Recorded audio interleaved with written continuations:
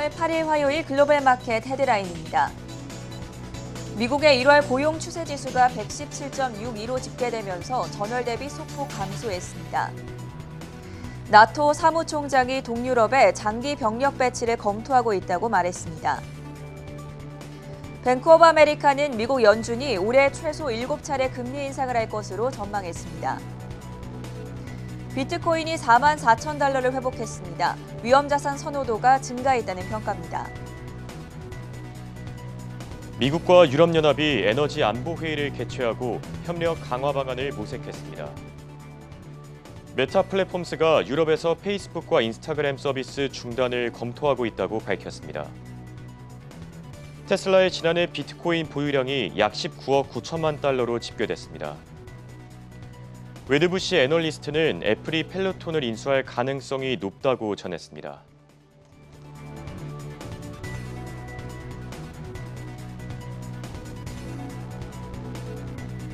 네, 여러분 안녕하십니까? 화요일 굿모닝 한경 글로벌 마켓의 전세원입니다. 안녕하십니까? 홍성진입니다. 장 마감까지 30분 정도를 남겨두고 있는 현지 시간 월요일 미국 증시 3대 지수가 일제히 상승하고 있습니다. 장 중반만 하더라도 사실 하락권에서 머물렀었는데 장 후반으로 가면서 낙폭을 많이 회복했고 결국에는 상승 반전에 성공했습니다. 네, 금리 인상에 대한 불안감이 여전히 시장을 압박하고 있지만 그래도 기업들의 호실적이 현재 증시를 뒷받침하고 있는데요. 특히 이번 주에는 화이자와 트위터 또 디즈니까지 이 굵직한 기업들이 실적을 발표하는 만큼 해당 내용 굿모닝 한경 글로벌 마켓에서 확인해 보시면 좋겠습니다. 그럼 밤사이 나온 자세한 소식들 바로 살펴보시죠. 굿모닝 한경 글로벌 마켓 지금 시작합니다.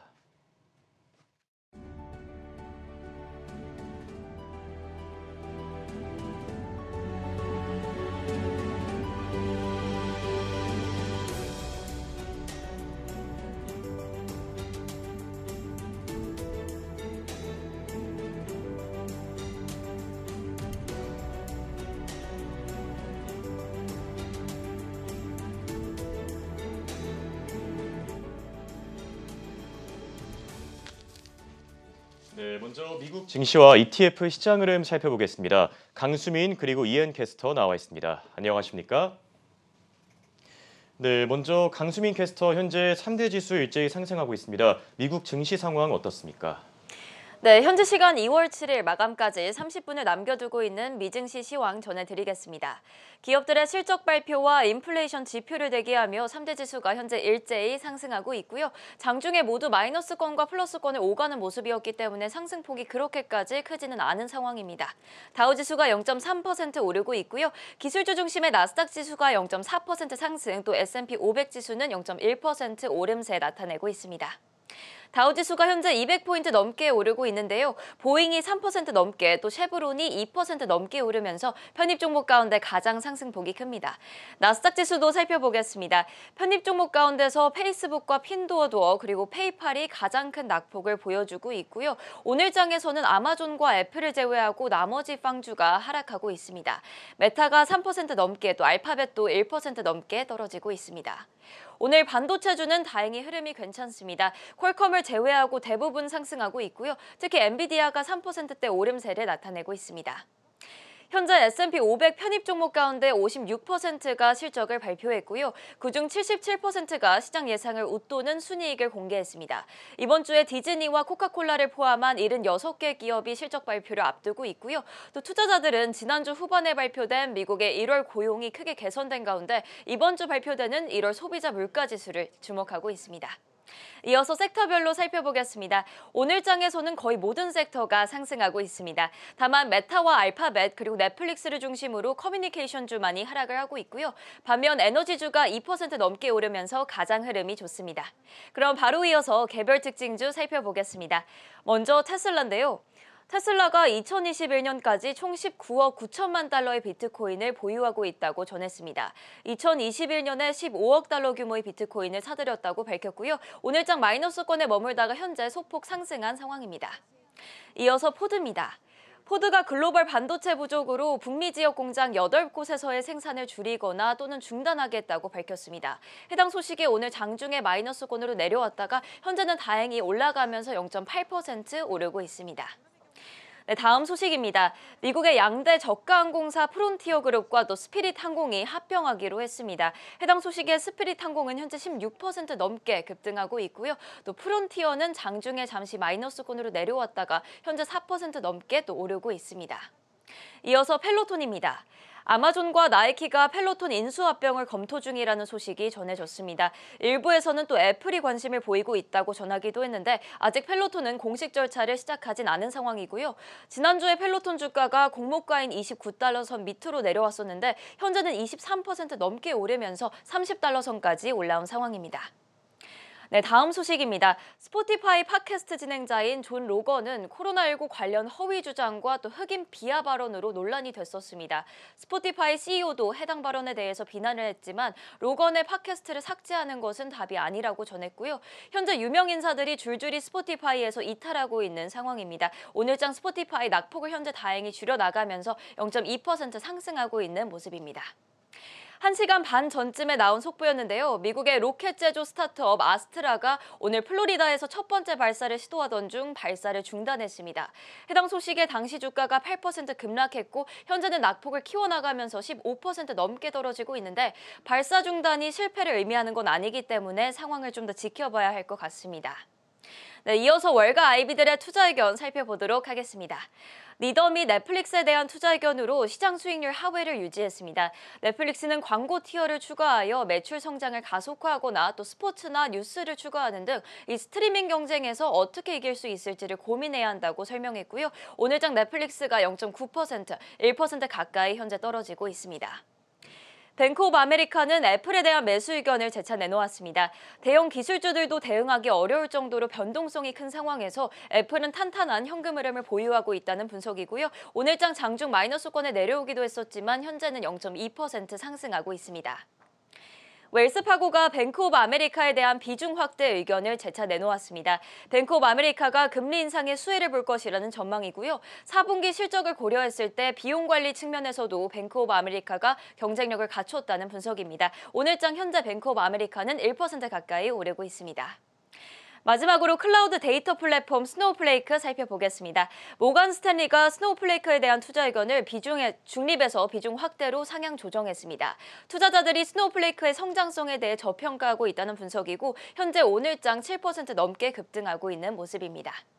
이어서 국제유가 살펴보겠습니다. 이란 핵 합의 재건을 위해 이란과 미국 간의 협의 재개가 조만간 이뤄질 것이라는 전망과 함께 국제유가가 하락하고 있습니다. 현재 WTI는 1% 가까이 하락하며 91달러 선에서 또 브렌트유도 0.5% 하락하며 92달러 선에서 거래되고 있습니다. 마지막으로 금 가격도 살펴보겠습니다. 인플레이션 우려로 안전자산 선호 심리가 커지면서 금 가격은 상승하고 있습니다. 현재 0.8% 상승하며 1,823달러 선에서 움직이고 있고요. 지금까지 미국 증시 시황 전해드렸습니다. 바로 이어서 ETF 시황은 이엔 캐스터가 전해드립니다. 간밤 ETF 흐름을 한눈에 짚어드리는 ETF 시황 시간입니다. 오늘은 어떤 ETF가 상승 그리고 하락했는지 살펴보겠습니다. 먼저 상승 종목인데요. 오늘의 상승 종목은 가상화폐와 항공 관련 ETF입니다. 오늘장 가상화폐와 관련된 종목들 일제히 오르고 있습니다. 지난달 비트코인은 약 3만 5천 선까지 내려왔는데요. 현재 시각 4일 급등하며 4만 선 위로 올라왔습니다. 오늘까지 상승세를 이어가며 현재는 4만 4천 달러에서 거래되고 있는데요. 지난 5일간 약 15% 상승했습니다. 따라서 비트코인과 밀접한 관계가 있는 코인베이스는 현재 약 7.5% 오르고 있는데요. 이외에도 메러선 디지털 홀딩스도 약 10%, 라이어 블록체인은 약 8% 상승하고 있습니다. 티커명 BKCH인 글로벌X 블록체인 ETF는 미래에셋의 글로벌X에서 운용하고 있는데요.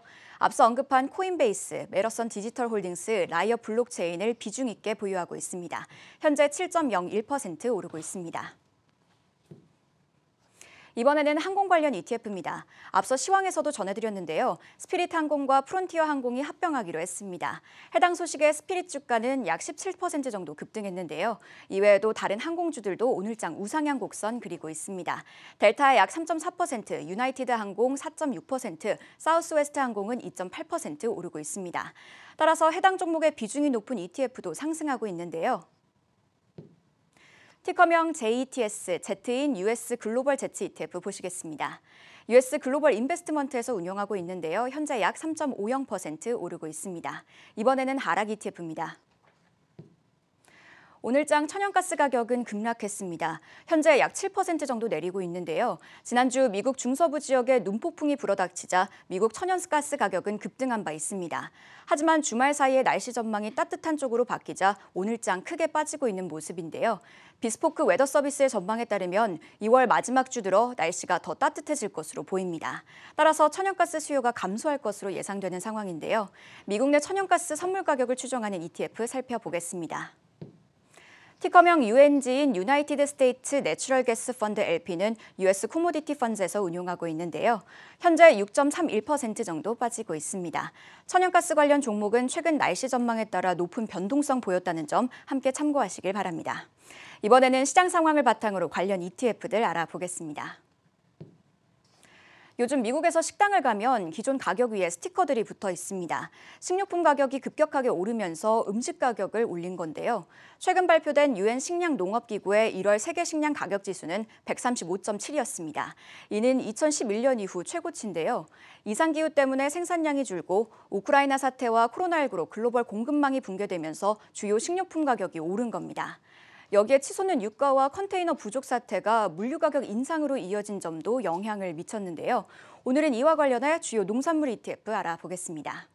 먼저 티커명 DBA인 인베스코 DB 애그리컬처 펀드입니다. 인베스코에서 운용하고 있는데요. 옥수수, 대두, 밀, 설탕, 커피, 목화 등 10개 농산물 가격을 따라가고 있습니다. 네, 해당 ETF는 미국에서 상장된 농산물 ETF 중 운용 규모가 가장 큰데요.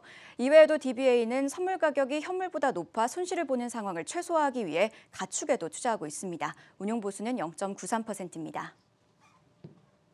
두 번째로 규모가 큰 건 티커명 RJA인 엘리먼트 로저스 인터내셔널 코모디티 인덱스 애그리컬처 토럴 리턴 ETN입니다. 스웨디시 엑스포트 크레딧에서 운용하고 있는데요. 약 21개 농산물 가격을 따라가고 있습니다. 운용 수수료는 0.75%인데요. RJA는 ETN, 즉 상장지수 증권입니다. 따라서 발행자의 신용이 굉장히 중요한데요. 스웨디시 엑스포트 크레딧은 스웨덴 국영기업입니다. 또 ETN인 만큼 만기일 또한 있습니다. 이번 만기일 같은 경우 올해 10월 24일이라는 점도 함께 참고하시면 좋을 것 같습니다. 지금까지 ETF 시황이었습니다. 네, 24시간 잠들지 않는 생생한 투자 정보를 전해드리는 굿모닝 환경 글로벌 마켓 시간입니다. 네, 오늘 미국 증시 장 초반만 해도 3대 지수가 일제히 상승하고 있었는데 현재 다우지수는 오르는 반면 S&P 500 지수와 나스닥 지수는 하락 전환된 점 말씀드립니다. 네, 그럼 밤새 나온 자세한 이슈들 확인해 보겠습니다. 최보아 외신 캐스터 준비했습니다. 안녕하십니까? 네, 최보아 캐스터 첫 번째 이슈 바로 짚어주시죠. 네, 첫 번째 소식입니다. 미국의 저비용 항공사인 프론티어 그룹 홀딩스와 스피릿 에어라인스가 합병에 나섰습니다. 이번 거래의 가치는 순부채와 운용리스 부채를 포함할 때 총 66억 달러 규모에 달합니다. 프론티어는 합병된 기업의 지분 51.5%를 소유하게 됩니다. 그리고 나머지인 48.5%는 스피릿의 주주들이 가져가게 됩니다. 합병된 항공사는 19개국에 145개 이상의 목적지로 매일 1000편 이상의 항공편을 제공할 것으로 예상됩니다. 프론티어와 스피릿은 합병을 통해 아메리칸 항공, 델타 항공, 사우스웨스트 항공, 유나이티드 항공 등 미국 4대 항공사와 경쟁하게 될 것이라고 포부를 밝혔습니다. 또 소비자의 이익을 위해 미국에서 가장 경쟁력 있는 초저가 항공사를 만들 것이라고 말했습니다. 이번 합병에 대해 새로운 항공사의 이름이나 CEO 혹은 본사 위치 등은 알려지지 않았습니다. 아직 정부의 공식 허가 절차가 남았지만 전문가들은 특별한 문제가 없다며 승인될 것이라고 전했습니다. 해당 소식 이후 프론티어는 2.5%, 그리고 스피릿 에어라인스는 16%가량 급등했습니다. 두 번째 소식입니다. 메타가 유럽에서 페이스북과 인스타그램 서비스를 중단할 수도 있다고 경고했습니다. 메타는 현재 유럽 규제 당국과 데이터 공유에 대한 갈등을 빚고 있습니다. 유럽 내에서 사용자 데이터를 미국으로 이동하는 것이 불가능해지면 유럽에서 페이스북과 인스타그램을 아예 폐쇄하겠다고 으름장을 놓은 겁니다. 앞서 2020년 7월 유럽 사법재판소인 ECJ는 유럽연합 EU와 미국 간의 데이터 이동 기준이 유럽 시민들의 개인정보를 보호하지 못한다고 결정한 바가 있습니다. ECJ는 미국으로 이동된 사용자 정보는 미국 정부가 열람할 수 있다는 점을 우려하기도 했습니다. 이 판결이 나고 한 달 뒤인 8월 아일랜드 데이터보호위원회인 DPC는 페이스북의 EU 사용자의 데이터를 미국으로 이동하는 것을 멈추라는 예비 명령을 내렸습니다. DPC는 올 상반기 중에 이 문제에 관한 최종 명령을 내릴 예정입니다. 페이스북이 지시를 이행하지 않으면 DPC는 페이스북 연간 매출의 최대 4%인 28억 달러 규모의 과징금을 물릴 수 있는데요. 메타는 이에 크게 반발하고 나섰습니다. 메타는 유럽 내에서의 자사의 서비스 중단이 유럽의 영업과 금융 여건 등에 큰 타격을 안겨줄 것이라고 강조했고 EU 역시 메타의 대응에 발끈했습니다. 유럽의회는 메타가 그저 위협만으로 EU의 데이터 보호 기준을 포기하게 만들 수는 없다라고 강경한 입장을 고수하고 있습니다. 또 EU를 떠나면 메타가 손해를 보게 될 것이라고 덧붙였습니다. 세 번째 소식입니다.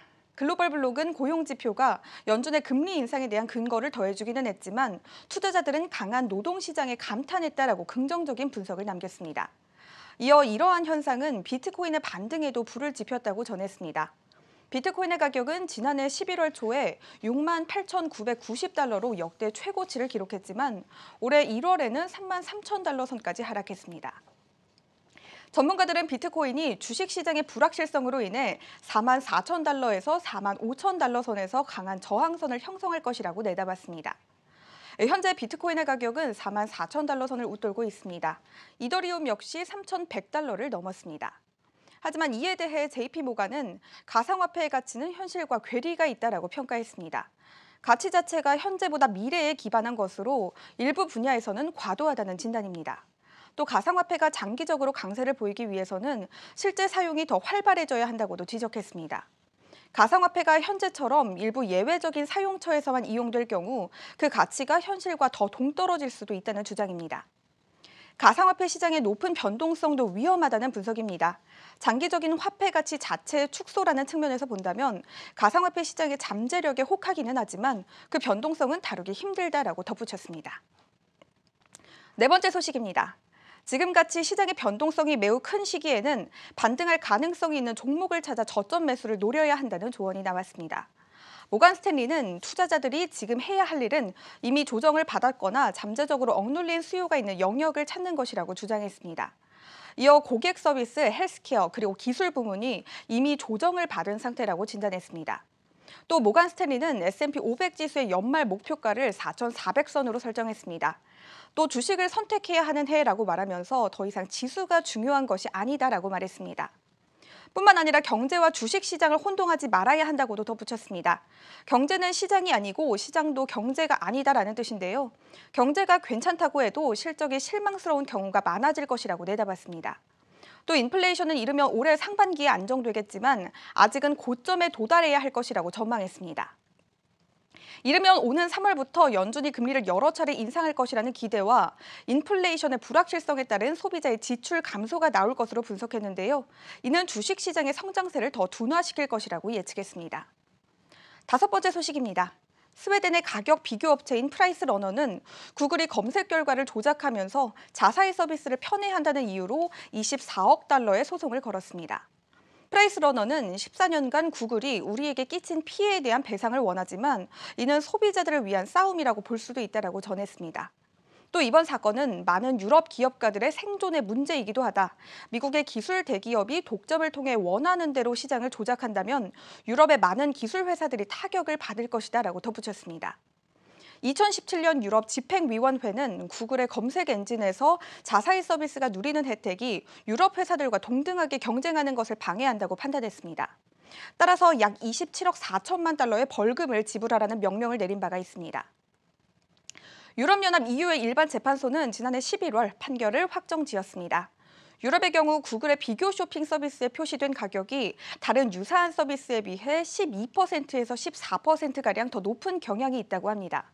옷과 신발 같은 품목은 가격 편차가 최대 37%까지 치솟습니다.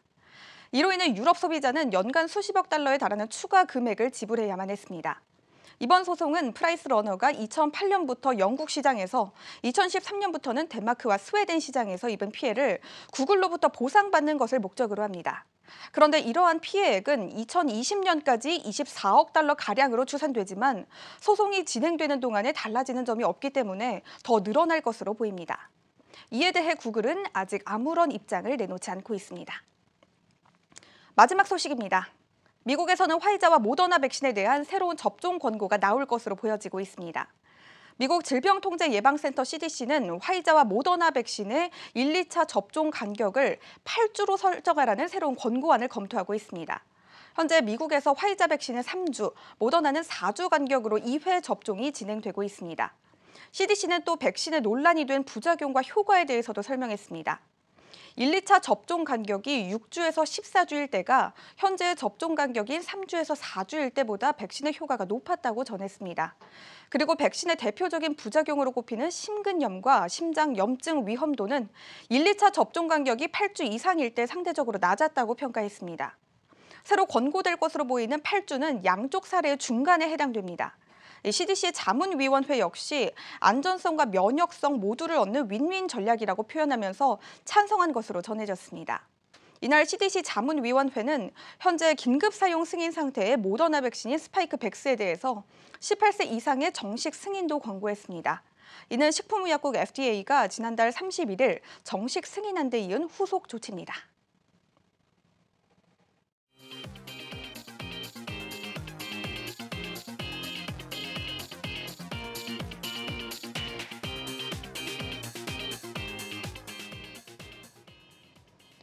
네, ETF 투자에 대한 다양한 소식 확인해보는 ETF 플러스 시간입니다.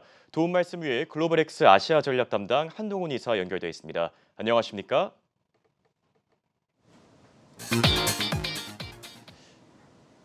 네, 안녕하십니까? 설 연휴 이후에 상당히 오랜만에 뵙는 것 같습니다. 한 주 동안 또 ETF 시장에 굉장히 많은 소식들이 있었는데 주간 동향부터 짚어주시죠. 빅테크 기업들이 실적 발표로 인해서 하락과 상승의 변동성이 상당히 좀 있었었죠. 하지만 다행히 양호한 고용 지표를 통해서 결국 상승세로 마감을 했었는데 오늘 지금 현재 시간에서도 보면 되게 변동성이 있는 것 같습니다. 이러한 가운데 ETF 시장에서는 좀 특징적인 것들을 조금 살펴보게 되면은 최근에 가장 하락폭이 컸었던 자산 중에 하나가 앞에서도 말씀드렸던 것 같은데 암호화폐 같은 경우가 강한 반등세를 보이면서 지금 올라오고 있습니다. 그러다 보니까 이와 관련된 비트코인 선물 ETF가 비토 같은 경우가 7.5%의 상승세를 보였었고요. 그리고 블록체인 관련 기업 그리고 암호화폐 관련 기업에 투자하는 주식형 ETF인 BKCH 같은 경우는 조금 더 높은 폭의 10.5%의 상승세를 보였습니다. 두 번째는 이제 마리화나 관련된 그러한 산업에 대한 소식입니다.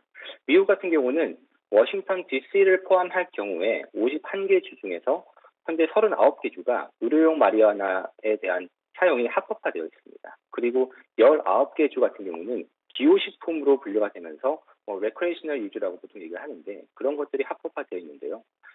다만 연방정부 차원에서는 아직까지는 조금 논란이 되고 있는 그런 상황이죠. 그러한 가운데 최근에 미국 하원에서 어메리카 컴플릿 액트라는 그러한 법안이 통과를 했었는데요.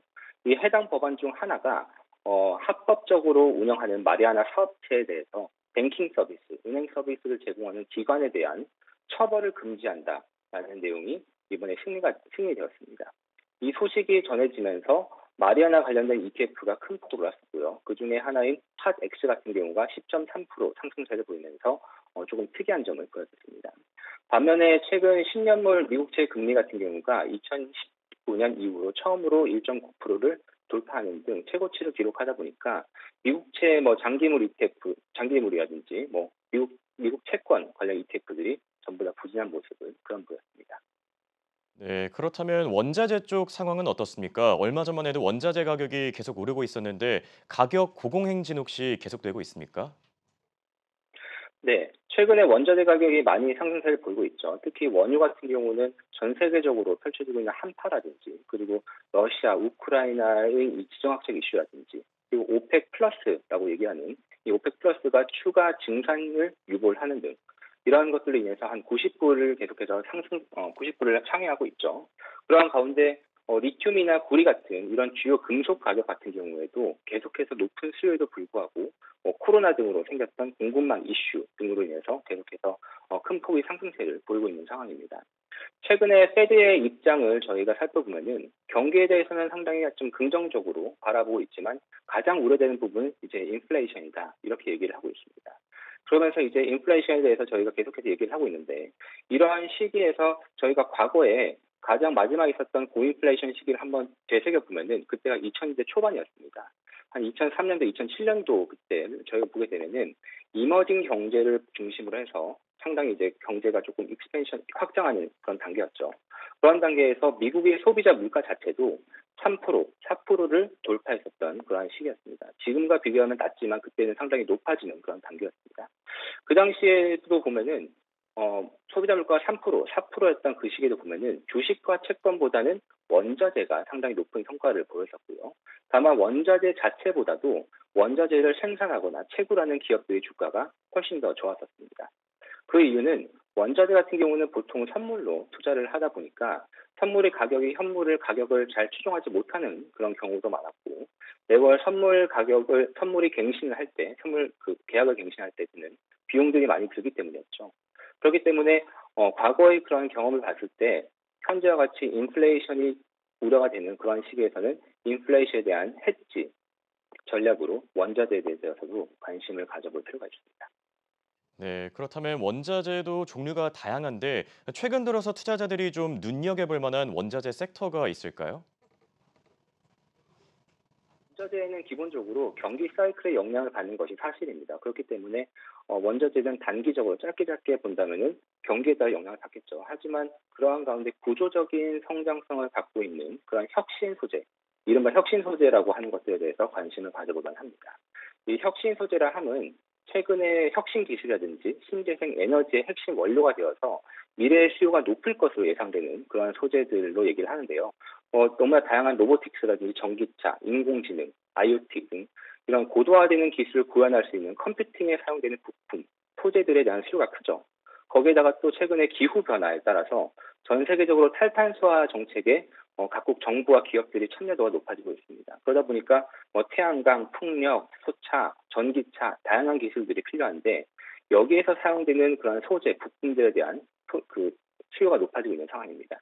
국제에너지기구에 따르면은 탈탄소 정책으로 인해서 향후 20년 동안 신재생에너지에 필요한 소재의 그 수요량이 현재보다 적어도 2배에서 6배 이상 증가할 것으로 보고 있습니다. 혁신 소재를 대략 한 12가지 정도로 보게 되면은 간단하게 그중에서도 팔라듐 같은 경우는 2차 전지, 수소차, 연료 전지에 많이 쓰이고 있고요. 구리는 반도체라든지 태양광, 드론 등 전반적인 산업에 많이 쓰이고 있고 리튬과 히토리는 2차 전지, 그리고 드론, 로봇에도 많이 쓰이고 있고요. 그래핀 같은 경우는 최근에 플렉서블 디스플레이, 여기에도 많이 사용이 되고 있습니다. 그리고 탄소 섬유 같은 경우는 로봇, 항공우주 이런 것들에도 많이 쓰이고 있죠. 이렇게 소재가 급격하게 증가를 하고 있는 가운데 히토리나 코발트 같은 경우가 지구상에서 아주 양이 적고요. 그리고 특정 국가의 생산량이 절대적이다 보니까 공급량이 항상 늘 이슈였죠. 거기다가 국가 간의 정치적인 그런 소재의 갈등 요소도 되고 있고요. 거기다가 최근에 코로나발 공급망 이슈도 있다 보니까 짧게 본다면은 이러한 원자재 같은 경우가 경기에 따라 영향을 받겠지만 장기적으로 본다면 높은 성장성을 가지고 저희가 투자를 할 수 있겠다라고 볼 수 있을 것 같습니다. 자, 그렇다면 투자자들이 가장 궁금해할 질문인 것 같은데 혁신 소재 관련 ETF도 같이 소개해 주시죠. 네, 혁신 소재에 투자하는 ETF는 대략 한 3가지 정도가 지금 거래가 되고 있는데요. 처음은 이제 REMX라는 경우는 2010년에 출시된 가장 오래된 ETF고요. 이 상품 같은 경우는 특히 히토류, 메탈 부분에 조금 집중해서 투자하고 있는 그런 ETF입니다. 반면에 이제 GMAT이라고 하는 부분은 그린 메탈, 그러니까 신재생 에너지 관련된 ETF에 투자를 하고 있고요. 마지막으로 나온 이제 DMAT 같은 경우는 가장 최근에 상장된 그런 ETF인데 이 ETF는 히토류, 앞서 말씀드렸던 히토류, 그린 메탈 양쪽에 다 투자하다 보니까 가장 좀 전반적으로 보편하게 투자하고 있는 혁신 소재 ETF라고 말씀드릴 수 있겠습니다. 네, 지금까지 도움 말씀에 글로벌엑스 아시아 전략 담당 한동훈 이사였습니다. 고맙습니다. 감사합니다. 네, 저희 굿모닝 환경 글로벌 마켓은 5시 30분부터 7시 30분까지 계속됩니다.